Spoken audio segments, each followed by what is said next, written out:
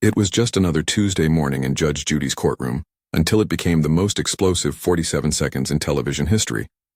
HOA board president Karen Mitchell strutted into that courtroom thinking she owned the place, armed with 19 complaints against her neighbors and a smugness that would soon be shattered forever. What she didn't know was that Judge Judy had spent the entire weekend digging into something far more sinister than fake violations, something that would expose Karen's darkest secret and leave her trembling in front of 10 million viewers. Before we dive into this incredible case, tell me in the comments where you're watching from. I love seeing where my viewers are around the world. And don't forget to hit that subscribe button so you never miss more unbelievable cases like this one. Now sit back, relax, and enjoy the video. The case seemed simple enough. Karen versus practically her entire neighborhood over alleged HOA violations, lawn heights, holiday decorations, children's chalk art. The usual petty complaints that make normal people roll their eyes. But Karen wasn't normal. She sat in that plaintiff's chair with the confidence of someone who had never been challenged, never been exposed, never been caught. Her perfectly pressed blazer, her condescending smile, her folder full of violation notices. She thought she was about to teach these rule-breaking neighbors a lesson they'd never forget. Judge Judy had seen thousands of cases, but something about this one felt different. The fear in the neighbors' eyes wasn't just about HOA fines or property disputes. These people looked genuinely terrified of this woman. Single mother Rebecca Torres clutched her 6-year-old daughter's hand so tightly, the little girl winced. Elderly veteran Frank Williams kept his head down, avoiding eye contact with Karen entirely. Young newlyweds David and Sarah Chen sat rigid, barely breathing. This wasn't respect for HOA authority. This was pure, paralyzing fear. Karen stood up first, her voice dripping with false authority as she addressed Judge Judy like she was addressing a particularly slow child. Your Honor, these people have turned our beautiful neighborhood into chaos. 19 documented violations in just 6 months. I've tried to work with them, but they refuse to follow simple community standards. She gestured dramatically toward her neighbors, her diamond-encrusted wedding ring catching the courtroom lights. Some people just don't understand what it means to live in a civilized community. Judge Judy's eyes narrowed slightly, but she remained silent, letting Karen dig her own grave deeper with every word.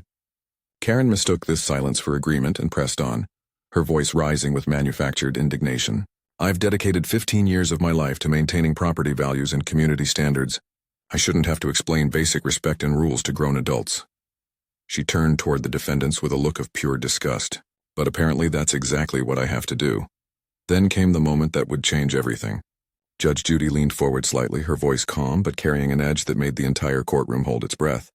Mrs. Mitchell, in your 15 years of HOA management, have you always been completely honest in your violation reports? Karen's confident smile faltered for just a split second before returning full force. Of course I have. Every single complaint is documented and legitimate.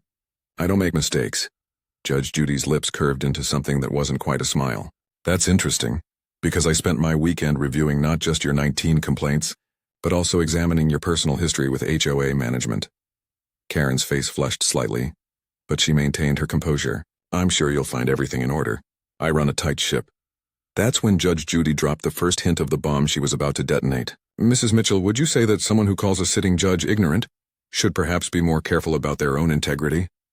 Karen's eyes flashed with anger, and without thinking she snapped back.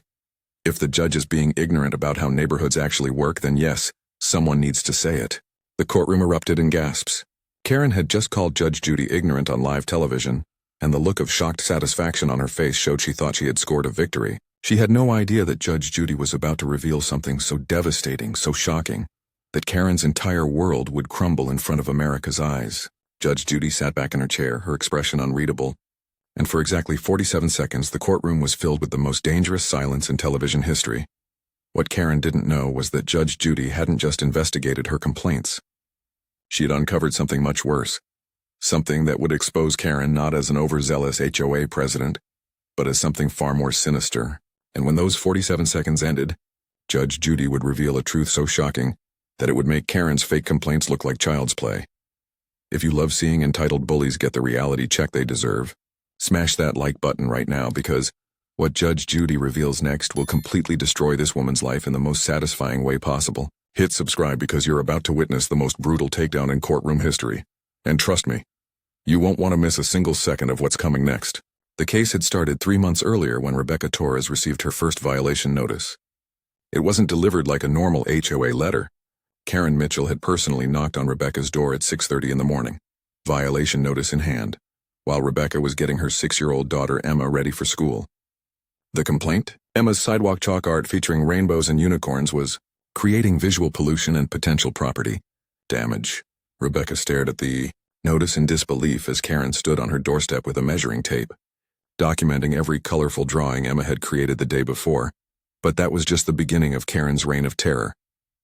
Within 2 weeks, the entire Willowbrook neighborhood had received their own personalized visits from their self-appointed enforcer. Frank Williams, a 73-year-old Vietnam veteran, found Karen crouched in his bushes at dawn with a decibel meter, claiming his morning coffee ritual on the porch violated noise ordinances. The newlyweds David and Sarah Chen were cited for excessive vehicle idling because David had let his car warm up for 3 minutes during a February cold snap. Even the elderly Mrs. Patterson received a violation for her garden gnomes being non-conforming decorative elements that disrupt neighborhood aesthetics. Judge Judy reviewed the stack of complaints, each one more ridiculous than the last. Karen had documented lawn heights down to the millimeter, photographed Christmas lights that were allegedly left up 4 days past the acceptable removal date, and filed noise complaints about children laughing during afternoon play sessions. She had measured the exact spacing of fence posts, recorded the precise timing of garbage can placement, and even submitted photographic evidence of a neighbor's cat sitting in what she deemed an unauthorized location on their own property. What made these complaints truly sinister wasn't their absurdity, but their precision. Karen had clearly spent countless hours surveillance her neighbors, documenting their every move, waiting for the perfect moment to strike. She knew exactly when the Torres family left for work, when the Chens returned from their evening walks, when Frank Williams enjoyed his morning coffee. She had turned neighborhood watching into an obsessive, calculated campaign of harassment. The defendants sat in Judge Judy's courtroom like prisoners awaiting sentencing. Rebecca Torres spoke first, her voice barely above a whisper as she described how Emma had stopped asking to play outside after Karen's third visit. "She told me the chalk lady scared her," Rebecca said, tears threatening to fall. "My daughter thinks drawing pictures is bad now because of this woman." David Chen's hands trembled as he explained how he and Sarah had considered selling their first home just 6 months after buying it. "We saved for 5 years for that house, Your Honor. But living next to her, it feels like prison." Frank Williams was the most heartbreaking of all. The decorated veteran had lived in Willowbrook for 12 years, without a single complaint until Karen took over the HOA board. "I fought for this country's freedom," he said quietly. "But I can't even drink my morning coffee in peace in my own home." He looked directly at Karen, his voice steady, despite his obvious pain. "You've made me afraid to live in the place I call home." Karen listened to each testimony with visible annoyance, rolling her eyes and shaking her head dismissively. When Frank finished speaking, she actually scoffed audibly. "Your Honor, these people are trying to make me look like the villain for enforcing basic community standards.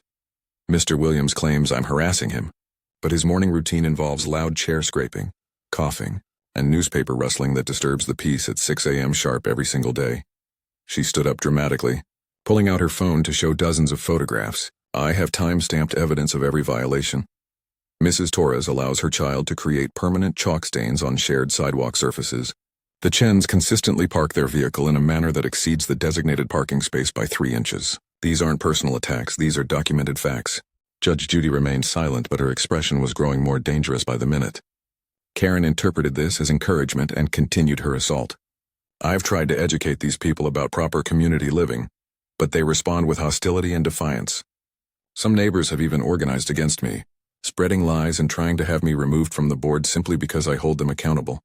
What Karen didn't realize was that while she had been busy documenting her neighbors' every move, Judge Judy had been doing some investigating of her own, and what she had discovered about Karen's past made these 19 complaints look like a gentle warm-up for something much more disturbing. The silence in the courtroom grew heavier as Judge Judy prepared to reveal that Karen's obsessive behavior wasn't new, wasn't random, and wasn't just about HOA violations. There was a pattern that stretched back years, a pattern that would soon expose Karen as something far more dangerous than an overzealous neighbor. Judge Judy had heard enough. She leaned forward in her chair, her voice cutting through Karen's rambling with laser precision. "Mrs. Mitchell, let me ask you something. In your 15 years of HOA management, have you ever considered that perhaps the problem isn't your neighbor's behavior, but your interpretation of what constitutes a violation?" The question hung in the air like a loaded weapon, and Karen's face immediately flushed red with indignation. "Excuse me?" Karen snapped, her carefully maintained composure cracking for the first time. "Your Honor, With all due respect, I don't think you understand the complexities of modern neighborhood management. These aren't interpretations, these are clear violations of established community standards. Her voice rose with each word, the mask of professionalism slipping away to reveal something much uglier underneath. Judge Judy's eyebrows raised slightly, a dangerous sign that anyone familiar with her show would recognize instantly. I don't understand neighborhood management, she repeated slowly, her tone deceptively calm. Mrs. Mitchell, I've been practicing law longer than you've been alive. I think I can grasp the concept of reasonable community standards versus harassment. That's when Karen made the fatal mistake that would seal her doom, standing up abruptly from her chair, her face now completely red with rage. She pointed directly at Judge Judy and shrieked, "You're being completely ignorant about how real neighborhoods work. You sit in this courtroom all day dealing with petty disputes, but you have no idea what it's like to actually manage a community of people who refuse to follow basic rules." The courtroom exploded into chaos. Gasps echoed from every corner as spectators stared in disbelief at what they had just witnessed. The bailiff's hand instinctively moved toward Karen, ready to intervene if necessary. The defendants sat frozen, their mouths hanging open at Karen's spectacular self-destruction. Even the court reporter stopped typing for a moment, stunned by the audacity of what she had just heard. Karen, however, was completely oblivious to the magnitude of her mistake. The satisfaction on her face was unmistakable as she stood there, chest heaving with righteous anger, believing she had just delivered a knockout punch to Judge Judy's authority.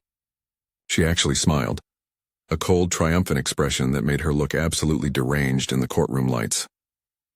Judge Judy sat perfectly still, her hands folded calmly on her desk, but her eyes had turned to ice. The silence that followed was so complete, so absolutely terrifying that it seemed to suck all the oxygen out of the room. For exactly 47 seconds, nobody moved, nobody breathed, nobody dared to make a sound. The only noise was the steady tick of the courtroom clock, counting down to Karen's complete annihilation. During those 47 seconds, Karen's smile began to fade as she slowly realized that Judge Judy's silence wasn't defeat. It was the calm before a hurricane that would destroy everything Karen had built her identity around. Judge Judy's investigation hadn't just uncovered fake complaints. She had discovered something about Karen's past that would reveal her not as an overzealous HOA president, but as a repeat offender whose pattern of harassment stretched back through multiple neighborhoods, multiple victims, and multiple attempts to escape the consequences of her actions. When those 47 seconds ended, Judge Judy would unleash a revelation so devastating that Karen would never recover, and America would witness the most satisfying moment of justice ever captured on television. The 47 seconds ended with Judge Judy's voice cutting through the silence like a blade through glass. "Mrs. Mitchell, you call me ignorant, but let me tell you what I've learned about you."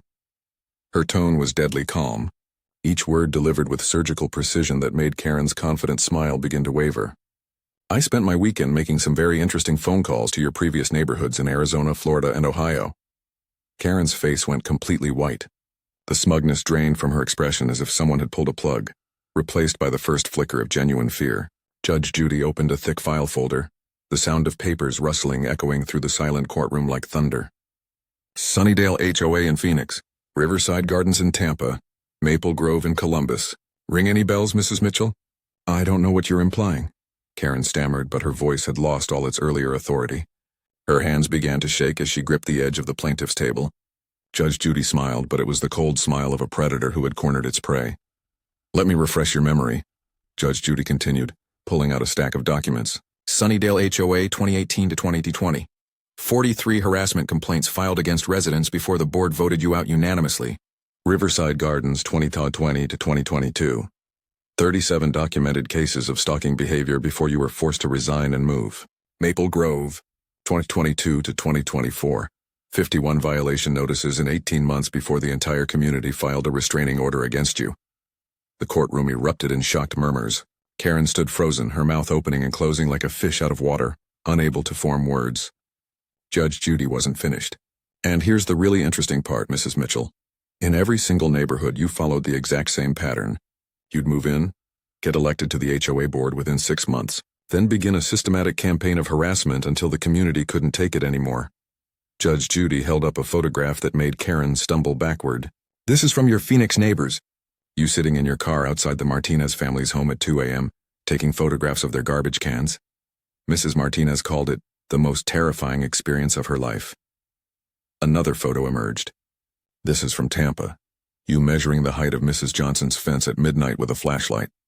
The police report calls it obsessive stalking behavior. Karen's legs gave out and she collapsed back into her chair, her face now gray with shock. Judge Judy's voice rose with righteous fury. You're not an HOA president, Mrs. Mitchell. You're a serial neighborhood predator who uses HOA rules as a weapon to terrorize innocent families. And what's worse, when each community finally stands up to you, you simply pack up and move to the next unsuspecting neighborhood to start the cycle all over again. The defendants stared in horrified fascination as Karen's entire world crumbled before their eyes. Judge Judy wasn't done destroying her yet, and what came next would expose the full extent of Karen's disturbing obsession with controlling and terrorizing her neighbors. If Judge Judy's bombshell revelation just blew your mind, smash that like button and share this with everyone who needs to see a bully get completely destroyed. Comment exposed if you can't believe this woman's sick pattern of behavior, because what Judge Judy reveals next will shock you even more. Karen sat in her chair like a broken marionette, strings cut, spirit shattered. The woman who had terrorized an entire neighborhood just minutes earlier was now trembling uncontrollably, mascara streaming down her cheeks in black rivers of humiliation. I was just trying to maintain standards, she whispered, her voice cracking like thin ice. I never meant to hurt anyone. I was protecting property values. Judge Judy leaned forward, her voice dripping with disgust. Mrs. Mitchell, you've destroyed the lives of dozens of families across 4 states. You're not a community protector. You're a predator who feeds on fear and control. Karen tried to speak, but only strangled sobs emerged as the full weight of her exposure crushed down on her. Your Honor, please. Karen finally managed between gasping breaths. I can change. I can do better. These people don't understand what I was trying to accomplish. But her desperate pleas fell on deaf ears as Judge Judy delivered her final verdict with the force of a sledgehammer. Mrs. Mitchell, I'm dismissing every single one of your complaints as fraudulent harassment. You will pay all court costs, issue written apologies to every neighbor you've terrorized, and I'm forwarding my findings to the authorities in Arizona, Florida, and Ohio for possible criminal charges. Karen's face went completely white as Judge Judy continued. Furthermore, I'm recommending that Willowbrook HOA seek a permanent restraining order against you. The defendants burst into tears of relief and joy. Rebecca Torres hugged her daughter Emma tightly, whispering that the scary lady couldn't hurt them anymore. Frank Williams straightened his shoulders for the first time in months, dignity restored.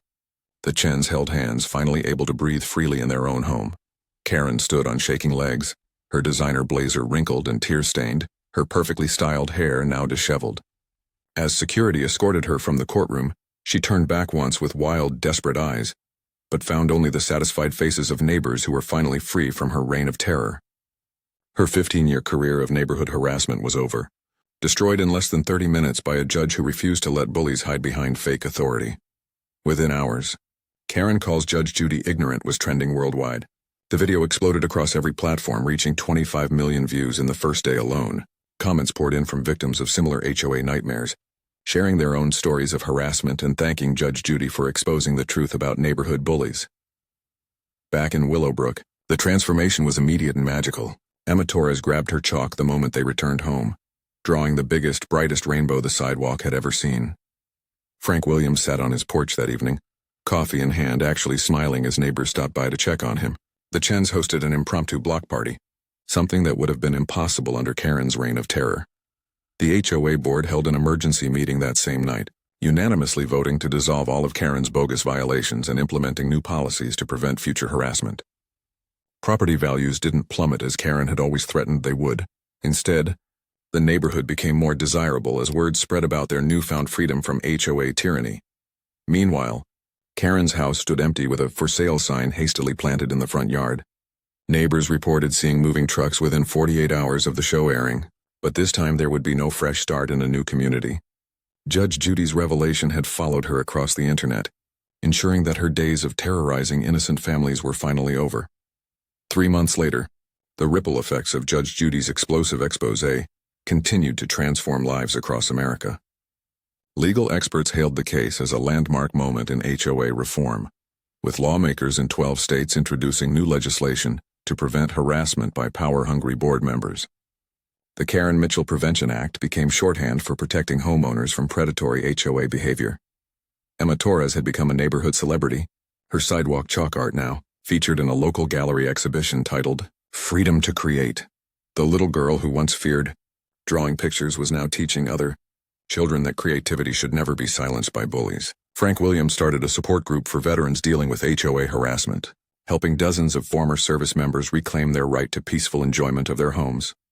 Judge Judy received thousands of letters from HOA victims across the country, thanking her for giving them the courage to stand up to their own neighborhood tyrants. She featured several follow-up cases on her show, each one referencing the Karen Mitchell case as proof that justice always prevails when good people refuse to stay silent. The Willowbrook neighborhood became a model community, hosting monthly potluck dinners and organizing charity drives that brought families closer together. Property values increased by 18% within 6 months, proving that kindness and cooperation create more value than fear and control ever could. As for Karen herself, the consequences followed her relentlessly. Criminal charges were filed in Ohio for stalking and harassment, and civil lawsuits from former victims in 3 states resulted in substantial financial penalties. She was forced to undergo court-mandated therapy and community service, finally confronting the damage her obsessive behavior had caused to innocent families. But perhaps the most powerful moment came when Rebecca Torres received a handwritten letter from an 8-year-old girl in Michigan whose own neighborhood HOA president had resigned. After watching the Judge Judy episode, "Dear Mrs. Torres," it read, "My mommy says your little girl's chalk helped save our neighborhood too. Thank you for being brave." The letter reminded everyone that sometimes the most important battles are fought not by lawyers or politicians, but by ordinary people who refuse to let bullies steal their peace, their joy, and their right to live freely in their own homes. If this story of justice and community healing touched your heart, smash that like button and share this video with everyone who believes that kindness defeats cruelty every time. Subscribe for more incredible stories where good triumphs over evil, and comment "Justice served" if you believe that standing up to bullies protects everyone. Share your own HOA horror stories or victories in the comments below. Let's create a community where neighbors support each other instead of tearing each other down. Because when we stand together against tyranny, no Karen can destroy the places we call home.